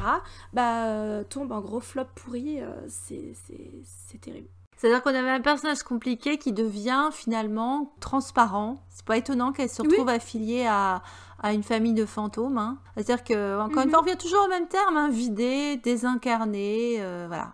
C'est la fin de ce film. Si on repart sur d'autres mythes qui avaient pu être associés avec Rey, on aura sûrement l'occasion de vous en parler, mais par exemple le mythe de Perséphone, qui était évident dans l'épisode 7. Hein. Elle a quand même pris la peine de nous mettre Rey avec un fruit qui ressemblait à une grenade, l'enlèvement par Kylo Hades avec les 4 chevaux noirs qui étaient représentés par les TIE Fighters. Enfin, encore une fois, c'est quelque chose que J.J. Abrams a mis en place et qui est évident. Sa Perséphone, à la fin, elle se retrouve finalement la reine solitaire d'un monde stérile. Perséphone, c'est censé être le retour de la vie à chaque fois qu'elle passe 6 mois avec son mari en enfer, ou d'ailleurs elle a une relation heureuse, où elle est dans une dyade, hein, puisqu'ils sont tous les deux sur le trône, ils partagent les décisions, elle est son égale. Elle est son égale aux enfers. Et 6 mois de l'année, elle revient pour être avec sa mère, pour apporter la vie, etc. Perséphone, c'est l'esprit du printemps, c'est l'esprit de la vie, de la jeunesse, de la fertilité. Et bien là, à la fin, elle n'est pas représentée sur une planète de vie, elle est représentée sur une planète de mort, entourée par des morts, et en plus sans sa dyade. Donc le mythe de Perséphone, déjà, il en prend un coup dans l'aile. Bon. La Belle et la Bête, dont vous avez parlé, donc l'amour rédempteur, l'amour transformateur, l'amour bien. Bon, et ben c'est une belle qui est sans sa bête. Voilà. Elle va ouvrir son B&B, hein, comme on avait dit, la Belle et la Bête, c'est le bed and breakfast à Tatooine, tu vois, elle va pouvoir faire ça dans ma chambre. Bon, Cendrillon, qui était également le thème qui a été choisi par J.J. Abrams dans le commentaire audio du 7. Il l'appelle comme ça, et c'était Cendrillon, c'était la pauvrette, la pauvresse. Oui. La pauvresse qui épouse un prince. Qui épouse le prince. Et ben, Cendrillon... Elle retourne nettoyer la cuisine. Elle est redevenue citrouille. Ah bah, elle est avec sa citrouille, hein, de toute façon, hein, bébé 8. Oui, c'est vrai. C'est une citrouille, hein. C'est son jouet. C'est une enfant avec son jouet, avec son bébé robot. Oui, mais c'est un faux bébé. Elle est dans une imitation de vie jusqu'à la fin. C'est une imitation. Et donc, pour le coup, tu parlais de Daenerys. Moi, je dirais, voilà, c'est la reine des cendres. Hein, donc, Cendrillon, effectivement. Hein, elle est dans un univers... ou un coucou. Le coucou qui a pris la place, qui a viré tous les oiseaux du nid et puis qui... Mais je dirais que c'était même pas ce qu'elle voulait faire. Elle se retrouve coucou malgré elle, parce que c'est pas comme si c'était l'usurpatrice qui voulait prendre la place d'un nid corrompu et malsain. Je rappelle que les Skywalkers sont finalement... on est dans une hagiographie des Skywalkers, puisqu'à la fin, on nous les représente en mode sanctifié, hein, canonique, canonisé, ce que vous voulez, le frère et la sœur, puisque apparemment Terrio et J.J. Abrams ont développé une obsession pour la relation des jumeaux, hein, les termes, le péché originel de la saga Skywalker serait, je cite, hein, la séparation entre les jumeaux. Voilà. Non, c'est la trahison et la mort de Padmé. Bah, normalement, oui. C'est la mort de Padmé, la séparation de la famille. La séparation d'Anakin avec sa mère. Alors, en tout cas, la séparation des jumeaux, moi, c'est quelque chose qui me pose un gros problème. Hein. Et aussi de nous expliquer que l'enterrement des sabres laser, c'est une représentation de 2 bébés qu'on est en train d'emmailloter. Voilà. Oui, on les enterre. Comme à la fin de l'épisode 3, nous explique-t-il. Donc on enterre les bébés. Donc c'est ce qu'on dit en fait. C'est ce que Aurélie et moi disions au début, c'était qu'on est en train d'enterrer le potentiel de régénération, de vie, de maternité, d'amour, etc. Moi je suis désolée, enterrer des bébés, c'est ça. Hein, mais... Ils ont achevé la lignée, hein, c'est sûr, la lignée est finie. C'est terrible. C'est horrible. Sans avoir eu la possibilité de repartir sur des bonnes bases, c'est juste une famille maudite, parce que c'est une famille maudite, tu vois, alors qu'elle descend de la force. Et ils se sont fait fucker à toutes les générations, et c'est pas grave. Voilà, on est censé se réjouir. Bah non. On les aime, hein, même si c'est des drama queens et qui font que des conneries. On les aime, nos Skywalker. On espérait autre chose pour le dernier de cette famille. Et celle qui devait l'aider à perpétuer la lignée, mais après avoir levé la malédiction. Donc, non, c'est nul en fait. C'est nul et c'est désolant. Tu m'étonnes que les gamins ils ressortent en pleurant du film. Ça aussi, hein, Disney, bien vu. Hein. Bien vu, votre public cible qui se barre en pleurant, c'est... Plus un rayon de soleil, hein, pour moi à la fin, c'est plutôt celle qui raye de la carte. Hein, ouais. Elle raye tout le monde. Mais même elle-même, hein, parce que je ne vois pas ce que tu disais avant, ça aurait dû être son triomphe. Je ne vois pas ce qu'il y a de triomphal. La musique elle-même, d'ailleurs, n'est pas triomphale. Non. On reste dans la régression, voilà, la régression, l'éternel retour, on va dire. Mais là, le cyclique, qui est normalement le propre du féminin, et qu'on retrouve dans les aventures du héros, dans le parcours de l'héroïne, là, ce cyclique-là, normalement, quand on dit qu'il y a un retour, c'est retour avec une progression. Ah oui, le parcours d'héroïne, normalement, il faudrait qu'il y ait eu une intégration de l'élixir, ou en tout cas de l'objet magique, ou de progression. Et là, il n'y en a pas. Non, elle a toujours la force, mais c'est tout. Elle a son sabre, mais elle a enterré les autres sabres. Et surtout, ils ont confondu cyclique et circulaire. Parce que c'est pas parce que c'est cyclique que tu reviens à la case départ. Hein, ça marche pas comme ça. C'est une négation de tout son parcours, en fait. Puisqu'elle revient à la case départ. Ah, c'est même une négation du parcours des Skywalker, j'irai plus loin. Hein. Parce que même pour eux, c'est retour à la case départ. Mais c'est retour à la case départ, mais il n'y a pas de redémarrage. Ils auront juste souffert parce qu'ils avaient le malheur d'être Skywalker et la cible privilégiée des méchants. Et c'est la descendante de leur tortionnaire qui reprend leur nom, qui reprend le vaisseau, les sabres, les machins et tout, qui leur a tout piqué. C'est juste vicieux. Je veux dire, même si elle est gentille et c'est pas de sa faute si Palpatine c'est un connard et elle a participé à sa défaite, en attendant, c'est quand même la descendante de Palpatine qui a tout piqué au Skywalker, y compris la force de vie. Enfin, il l'a donnée volontairement, mais elle vit parce que Ben Solo Skywalker lui a donné sa vie, quoi. Oui, ça aussi, c'est vrai que ça aussi. Elle doit la vie à un homme aussi. Donc ceux qui nous expliquent femme indépendante, donc la femme indépendante doit ses pouvoirs à un homme, elle doit sa vie à un homme, elle doit son nom à un autre homme, voilà. Le réveil de ses pouvoirs, déjà, c'était un homme aussi. Bon, le même qui lui a donné sa vie. Le sabre, c'était un homme, c'est machin. Son père d'adoption fantôme, c'est un homme. Mais c'est pas celui avec qui elle avait connecté dans l'épisode 7, qui lui est absent. Oui, parce que ce serait Han Solo, ce serait limite compréhensible. Leia qui se retrouve en vierge à côté de son frère, alors que elle est morte en tenant la médaille de son mari en essayant d'atteindre son fils. Ça me dérange beaucoup aussi, tu vois. Ah non, mais c'est très dérangeant, hein. C'est vrai que ça pose de vrais problèmes. Hein. Voilà, pour certains, faut pas aller au-delà de Luke et Leia. En fait, le problème, mon avis, qui s'est posé sur les auteurs de ce film, c'est qu'ils étaient finalement très serviles sur la trilogie originale. Voilà, on est de la même génération, hein. Finalement, eux et nous. Ah bah oui. Disons que nous, on était vraiment contents de ces nouveaux personnages. C'est-à-dire qu'ils ont... Ils arrêtent pas de parler dans les interviews de Luke et Leia, les jumeaux, etc. Mais en fait, ça aurait pas dû être la trilogie de Luke, Leia et Han. Enfin, ça ils ont eu leur trilogie. Bien sûr. Ça aurait pas dû. Ils ont créé, enfin tout, J.J. Abrams a participé à ça. Il était aux manettes sur l'épisode 7. C'est pour ça que c'est incompréhensible pour moi qu'ils créent ces nouveaux personnages auxquels des gens se sont vraiment attachés. Et finalement... Il a nié leur histoire en soit voulant leur faire une pâle copie de ce que les autres avaient déjà vécu, soit en les asservissant finalement à la parole des autres, à l'exemple des autres, au nom des autres. Enfin, il n'y a pas d'émancipation. Non, c'est-à-dire que là où Rian Johnson montrait très clairement, il avait raison, qu'il fallait couper le cordon. Terrio et JJ, ils ont jamais coupé le cordon. Ils ramènent les vieux objets de l'épisode 7, ils font le focus sur... tous les personnages sont infantilisés, on l'avait déjà dit, tu l'avais souligné dans notre vidéo, les leçons à tirer de la saga, donc de l'épisode 9 en tout cas. Tous les nouveaux personnages sont infantilisés, ils ne pourront jamais se détacher de l'ombre de ceux qui sont venus avant, faut les prendre par la main, faut les pouponner, c'est n'importe quoi. C'est plus l'histoire de Han, Leia et Luke, mais je pense que c'est le backlash de l'épisode 8 qu'on paye à nouveau, parce que même à Mark Hamill, il n'avait pas intégré le fait que cette nouvelle trilogie, c'était pas celle de Luke Skywalker.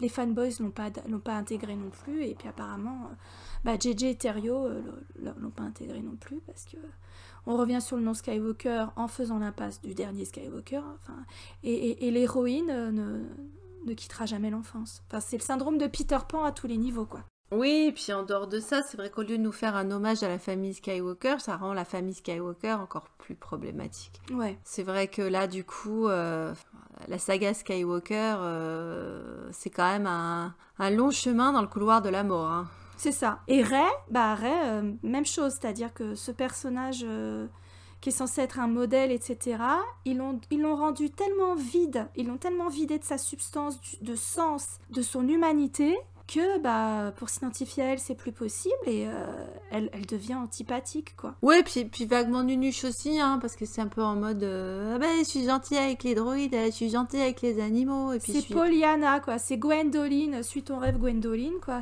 La femme indépendante, elle se conforme en fait à la représentation que les hommes acceptent, certains hommes, hein, encore une fois, je veux pas généraliser, hein, ils sont pas tous pareils. Certains hommes acceptent ou tolèrent dans leurs aventures de science-fiction ou fantastique, voilà. Oui, c'est soit une pute, soit une sainte. Excusez-moi. Hein. Ah voilà, c'est bien, t'as mis le doigt dessus, je pense que c'est le cas. C'est que c'est quand même fou qu'on puisse pas avoir une... voilà, pour moi, une position féministe, c'est d'accepter qu'une femme puisse être sexualisée. Sexuellement active aussi. Voilà. Sexualisée de son choix en plus, hein. Oui. Pas dire que voilà, là on n'est pas en mode je parle pas de costume, hein, avec les décolletés, les machins, parce que souvent pour eux une femme, souvent pour certaines personnes une femme sexuelle c'est parce qu'elle a un décolleté jusque là, etc. Non. Par contre j'avais pas envie de voir une petite fille dans l'épisode 3, dans le 3e épisode, et c'est ce qu'on a eu. Mais même Leia, ils se sentent obligés d'en refaire une vierge. Oui, c'est ça, ça n'arrive à ça. Bah non. D'ailleurs, on va tuer dans l'œuf aussi la possibilité qu'elle puisse être enceinte des œuvres de la force de Ben Solo, hein, oui. Avec la fameuse main sur le bidou. Je trouverais ça absolument répugnant. Obscène, ah oui. De voir Rey vierge, hein, donc puisqu'encore une fois, ils n'ont pas eu de relation. Hein, donc, ils se retrouveraient comme Shmi Skywalker enceinte. Alors que bon, Shmi Skywalker, elle n'était pas amoureuse de quelqu'un. Hein, elle n'avait pas un rapport avec elle n'a pas compris ce qui lui arrivait, la pauvrette. Mais elle n'était pas dans une relation. Là, on a quelqu'un qui est dans une relation et qui pourrait pas avoir un compagnon. Oui. Un donneur de sperme, c'est pas un compagnon. J'ai beaucoup de mal avec l'Immaculée Conception. Hein. Je veux heurter les sensibilités religieuses de personne, mais ils nous ont tellement fait chier avec les histoires de viol, machin, que c'est de l'abus, comment ils la traitent, Kylo, machin. Hein. Shmi Skywalker qui s'est retrouvée enceinte de la Force, c'est une violation de son corps. Si Rey se retrouve enceinte, là par accident, je pense pas que Ben, au moment où il la ressuscite, c'est pour qu'elle tombe enceinte de ses œuvres. Non. Ce serait une volonté de la Force, mais ce serait une violation de son corps, de sa volonté en tant que femme et de son indépendance. Donc là, ça devrait nous hérisser le poil. Moi, j'aurais adoré voir Rey avec un bidon tout rond, mais pas dans ces conditions. Je suis désolée, c'est pas possible. Non, c'est pas possible. Non, c'est pas possible. C'est pas possible. C'est pas bien ce que ça renvoie aussi en termes d'image. Non. Ça n'a pas de sens. Et puis, voilà, c'est pas bien pour l'enfant non plus. Enfin, je comprendrais pas cette représentation-là. Je trouve qu'il n'y a rien à en gagner de cette vision-là. Non. De Rey enfantée par la force. Tu dis c'est une violation de Rey, je dirais que c'est une violation de Ben aussi. Hein. Il a bien rien sûr, demandé après. Il a rien demandé, hein. Il avait rien demandé, et puis si la force elle est assez forte pour aller créer la vie, elle aurait mieux fait de la lui redonner, et puis comme ça on n'en parlait plus. Oui, ils auraient fait ça à l'ancienne, ils étaient tous les deux très consentants, et ça se serait très bien passé, mais elle aurait perdu son image de sainte. Tu comprends? Voilà, encore une fois, un personnage féminin n'a pas besoin d'être une sainte. Oui, un personnage féminin indépendant dans un film n'est pas besoin d'avoir une romance. Je prends l'exemple de Captain Marvel, c'est pas écrit autour d'une romance, on s'en fout. Hein, oui, c'est pas voilà, le propos. il y a plein de problèmes ou machin, mais disons que c'était pas le sujet. Elle a un entourage, elle a une amie, c'est une tata, enfin elle a des relations humaines. Et oui, un personnage indépendant féminin devrait être présenté avec des relations humaines, parce que c'est la base de la société, d'avoir des relations humaines. Voilà, je vois pas ce qu'il y a de mal. Enfin, c'est pas une île, c'est pas un rocher. Enfin, et c'est pas un homme non plus d'ailleurs. Faut pas non plus qu'une fille se comporte comme un mec. Et d'ailleurs, au passage, je soulignerais que ça ne pose aucun problème dans des récits de fantastique ou de science-fiction quand le héros à la fin, il a tout. Oui. Pourquoi l'héroïne ne pourrait pas tout avoir? En quoi ça enlèverait quelque chose à son... Ça enlève quelque chose à l'indépendance du héros quand à la fin il est marié, qu'il devient père et qu'il devient roi ou je ne sais quoi. Non. Ça enlève rien. Aragorn, à la fin, finalement, ça lui pose un problème d'être marié. Enfin, je comprends pas ça. Et donc là, pour Rey, c'était un problème qu'elle se retrouve à partager le trône avec, ou à partager un exil, on va dire, au lieu d'un trône, parce que je pense que ça aurait pu se terminer comme ça. Tout à fait. Qui se retrouvent tous les deux dans un exil relatif. D'ailleurs, ça aurait été la meilleure chose à faire, c'était de nous les proposer en mode, nous allons renoncer, nous allons casser la baguette de Prospero, hein, comme dans La Tempête. Ouais. À la magie. Quitter la magie, comme d'ailleurs le fait le Seigneur des Anneaux à la fin, c'est une bonne façon de terminer un conte de fées également. Oui. C'est d'ailleurs pour ça qu'on ne sait pas ce qui se passe une fois qu'ils sont mariés et qu'ils ont des enfants. Parce qu'à partir du moment où vous vous mariez et vous avez des enfants, vous quittez effectivement le conte de fées. C'est pour ça que ça s'arrête. Ça aurait été bien, par exemple, qu'ils se coupent tous les deux de la force en même temps. Oui, il aurait fallu faire ça, oui. C'était une façon aussi de maintenir l'équilibre de la force. Oui. Là, c'était une bonne manière de quitter l'équilibre, de retrouver l'équilibre et en quittant, en renonçant à la magie et en devenant des êtres humains incarnés qui avaient une chance d'avoir l'amour, le bonheur, etc. Choses dont ils ont été privés toute leur enfance. Toute leur vie. Et toute leur vie. Toute leur vie. 30 ans pour Ben, 20 ans pour Rey. Et non, un bisou de quelques secondes n'est pas satisfaisant. Ah non, pas du tout. Parce que vous vous rendez compte, elle a touché ce bonheur du doigt, et ça lui a été arraché tout de suite. J'ose même pas imaginer connaître une plénitude, parce que nous, humains, on peut pas être dans l'esprit les uns des autres, machin. On peut être en fusionnel avec son partenaire, quel que soit son sexe, etc., dans notre vie, mais jamais atteindre ce niveau âme sœur tel que lui et Rey ont pu le connaître, quoi. Vous vous imaginez avoir connu ça et qu'on vous l'arrache tout de suite? Mais moi, je préférerais crever, je préférerais le suivre dans la mort. Tu vois ce que je veux dire? Ah bah, sans une explication, sans rien. Oui, alors c'est-à-dire que soit elle aurait pu effectivement se suicider, bon, ça partait en mode Roméo et Juliette. Moi, j'aime assez la théorie qui fait que là, en fait, ce serait peut-être le début de Rey maléfique. Ce serait un bon point de départ pour une Rey qui basculerait complètement du côté obscur. Moi, je la vois tout à fait devenir à partir de là... Il n'y a rien de bon à avoir ce personnage isolé. Tu vois, ça, pour le coup, ça me fait penser à Daenerys Targaryen quand Aegon... non, c'est pas... Et c'est Aemon, c'est ça, le bibliothécaire de la... Oui. Maître Aemon. Du mur. Oui, du Maître mur. Aemon qui dit il n'y a rien de pire qu'un Targaryen tout seul dans ce monde. Ben moi, j'ai envie de dire il n'y a rien de pire que Skywalker tout seul dans le monde.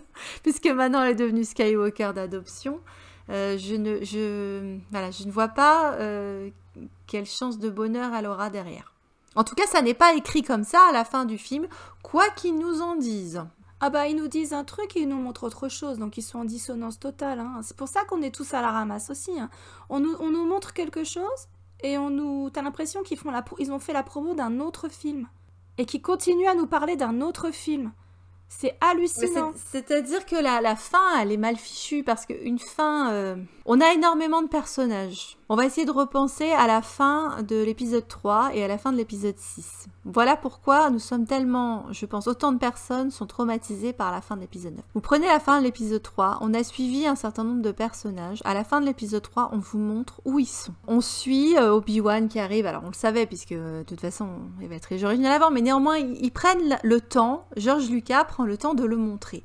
Et Dieu sait s'il y a des choses qui me gênent chez George Lucas. Mais au moins, sa prélogie, elle est cohérente. Il n'y a pas de dissonance interne. Et il fait une fin qui tient sans même que tu aies la trilogie originale. C'est-à-dire, tu vois Leia qui part chez les Organa, tu vois Yoda qui part en exil, tu vois Luke qui est installé par Obi-Wan. Donc, tous les différents R2-D2 et C3PO, on sait ce qui leur arrive. Enfin, les personnages principaux sont établis. On voit Vador prendre sa place à côté de Palpatine. Ok, on sait où est tout le monde. On reprend la fin du Retour du Jedi. Ils sont tous ensemble. Donc c'est simple, ils sont tous au même endroit, apothéose, etc. Si on repense par exemple à des films comme justement le Batman là, de Nolan, sur lequel tout le monde s'inspire puisqu'ils sont en mode faut que ce soit gritty, nihiliste, machin chose, sombre, etc., torturé. La fin de la trilogie, tout le monde est à sa place. Oui. La fin prend le temps de nous montrer chaque personnage et chaque personnage obtient une satisfaction. Peut-être que la fin c'est onirique, après tout, peut-être qu'il est vraiment mort et que c'est juste Alfred qui imagine qu'il les voit en Italie, etc. Selena et Bruce. Peut-être que c'est dans sa tête, on n'en sait rien, mais néanmoins, on reste avec cette idée satisfaisante pour un film qui est censé être aussi sombre, aussi noir. La fin se termine un peu en mode conte de fées où chacun a une rétribution et un contentement.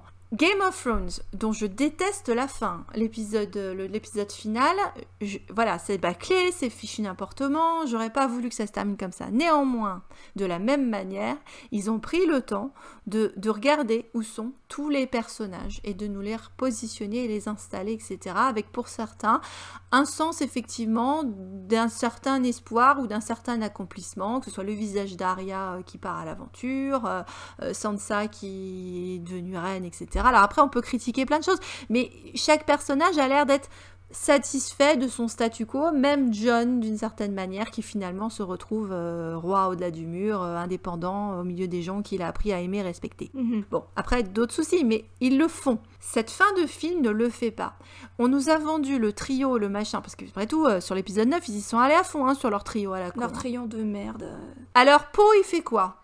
Finn, il fait quoi? Bon, Rose, je sais bien qu'ils s'en foutent, elle fait quoi? Chewbacca, il est où? Il est reparti, il est machin. Il est avec Maz. C'est 3PO, Balek. Jana avec Lando, c'est plus ou moins... mais bon, admettons. Enfin, on sait pas, est-ce que finalement c'est son père? Est-ce qu'ils vont partir là? On ne voit pas ça. Ils n'ont pas pris la peine de faire une fin qui montrait tout ça. Ou même de montrer des réjouissances dans la galaxie, comme George Lucas s'est senti obligé de le faire sur les versions rééditées du Retour du Jedi. On n'a que cette femme toute seule, enfin c'est pas cette femme d'ailleurs, cette petite fille toute seule avec son robot sur une planète déserte. On en revient toujours à ça. C'est pour ça que c'est une fin aussi désespérante. C'est une fin de nos futurs. Voilà, c'est-à-dire que autant Batman était nihiliste, mais la fin était optimiste, conte de fées, autant la saga Skywalker, qui est un conte de fées, est devenue nihiliste et désespérante. C'est le monde à l'envers. C'est plus un conte de fées. Je pense que l'épisode 9, Reine, et finalement, tu croyais que c'était une héroïne de conte de fées? Ah bah regarde mieux. Et non, c'est pas ça. Fallait pas faire ça dans Star Wars. C'est pas la bonne franchise pour faire un truc pareil. C'est pour ça que les gens sont énervés et que les enfants sont désespérés. Parce que les enfants, eux, ils s'en foutent de l'univers étendu, machin, du marketing. Eux, ils voient le film au cinéma et intuitivement, ils savent si c'est satisfaisant ou pas, ou si on leur a vendu de la merde. En tout cas, ils savent qu'on leur a vendu une fin triste, et je sais pas s'il y a tellement de gens qui se réjouissent pour Rey à la fin, en fait. Et puis ne pas savoir ce que sont devenus les autres, auxquels ils se sont attachés, finalement, les autres personnages. Même Ben, finalement, on est sur un certain flottement, puisque plein de gens demandent où il est, Ben. Il est où son fantôme? Qu'est-ce qu'il est devenu, Ben? Ça reste une question, et je suis pas sûre qu'à ce jour, DLF soit en mesure de nous répondre. Alors, il y a des théories qui courent sur le monde entre les mondes, il y a des indices qui planent dans le dictionnaire visuel, il y a l'univers étendu, certes. Normalement, les films, on ne devrait pas avoir besoin d'univers étendu pour les prendre. Tout le monde n'est pas à ce niveau-là ou a envie d'aller là-dedans, et puis est-ce que c'est un moyen justement pour piquer la curiosité des gens, pour attirer certaines personnes sur l'univers étendu? Je ne sais pas. Ce serait une décision marketing et créatrice désastreuse. C'est très compliqué. Ce serait désastreux. Les films doivent se suffire à eux-mêmes, je suis désolée. Donc, ils peuvent retconner tout ce qu'ils veulent après dans l'univers étendu et ce n'est rien, je suis désolée. Il y a les films qu'on nous a donnés et une histoire qui se casse la gueule en arrivant sur la dernière marche. Ça ne tient pas. Et on nous a vendu 2 protagonistes, auxquels les gens sont censés s'identifier. Et à la fin, on ne peut plus s'identifier à eux, ou alors ça t'arrache le cœur. Parce que le destin de Ben est triste, mais la destinée de Ray est d'une tristesse sans nom. Ah bah oui, parce qu'au moins, lui, il est libéré, délivré. Hein. Ouais, Mais d'ailleurs, pour le coup, si on fait un autre parallèle avec Disney, avec justement Elsa dans Libéré, délivré, non, Ray n'est pas libérée, délivrée, elle est enfermée, emprisonnée. Enfermée, emprisonnée dans l'héritage Skywalker, enterrée... enterrée vivante, quoi. Voilà, enterrée vivante, c'est Antigone d'une certaine manière, mais elle va pas se pendre. C'est nous qui allons nous pendre, du coup, avec cet épisode très réjouissant. Hein. Il fallait qu'on le fasse. C'est sûr qu'il aurait eu une toute autre allure si on l'avait filmé avant l'épisode 9. On aurait été beaucoup plus optimiste. Ah oui, parce qu'on pensait qu'elle allait trouver les réponses à ces questions, en tout cas d'avoir trouvé sa place. Elle cherchait à trouver sa place. Elle occupe une place qui n'aurait pas dû être la sienne aujourd'hui, enfin qu'elle va trouver... qu'elle peut trouver difficilement à son goût, hein, j'ai envie de dire. Enfin, c'est compliqué la place qu'elle a. Elle a une place désincarnée, on revient toujours à ça. Non, ils ont trahi les bases du storytelling, mais pas pour les subvertir intelligemment, c'est simplement, ils ont tout atomisé dans le dernier film. Ils se sont dégonflés, hein. Clairement, ils se sont dégonflés. Et ils ont trahi la mythologie qui s'est mise en place dès 77. Ils l'ont trahi en pensant lui rendre hommage, en restant coincés dans la nostalgie. Ils ont trahi tout ce qui... Enfin, ça ne fonctionne pas. Le parcours d'héroïne ne fonctionne pas. La résolution pour les Skywalker est insatisfaisante. La résolution pour l'héroïne qu'on suit depuis 3 films est insatisfaisante. C'est du gâchis qui aurait pu être facilement évité. Enfin, on vous renvoie vers la fanfiction. Il y a tellement de fanfics qui sont sortis après The Last Jedi, qui tiennent la route, qui explore des thèmes compliqués et qui qui continue les arcs de tous les personnages de façon satisfaisante, avec une résolution satisfaisante. Je crois que le truc qui va le plus s'énerver, c'est de dire « Ah oui, mais en sortant de l'épisode 8, qu'est-ce qu'on pouvait faire ? Votre métier, vous êtes payé des millions pour faire ça ?» C'était pas complètement conclusif, hein. Il y avait énormément d'ouverture, enfin, il y avait tellement de choses qui étaient possibles pour les personnages. Voilà. C'est vraiment compliqué à appréhender comme œuvre et effectivement le personnage de Ray nous échappera, leur a échappé parce que je veux bien leur prêter des bonnes intentions, hein, en mode ils voulaient écrire un beau personnage de femme indépendant. Écoutez, non. Donc, en tout cas, hashtag pas mon personnage de femme indépendant. Maintenant, alors là, pour le coup, on va se retourner vers vous. Est-ce que le personnage de Ray vous convient ? Est-ce que vous le trouvez compréhensible ?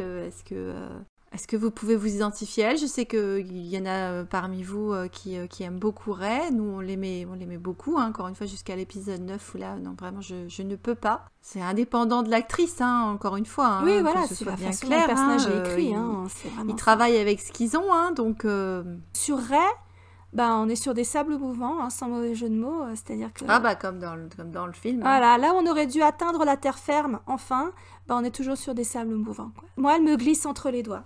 C'est-à-dire, plus j'essaie de saisir qui est cette personne, plus elle me glisse entre les doigts. Dans les épisodes 7 et 8, c'était normal. Dans l'épisode 9, c'est pas normal. Encore une fois, c'est notre point de vue. Si vous avez un point de vue différent, écoutez, tant mieux, parce que c'est sans doute beaucoup moins douloureux pour vous de voir l'épisode 9 et d'en parler. Donc voilà, on attend vos retours dans les commentaires. Oui, et puis sur ce sujet, on pourra revenir de manière plus...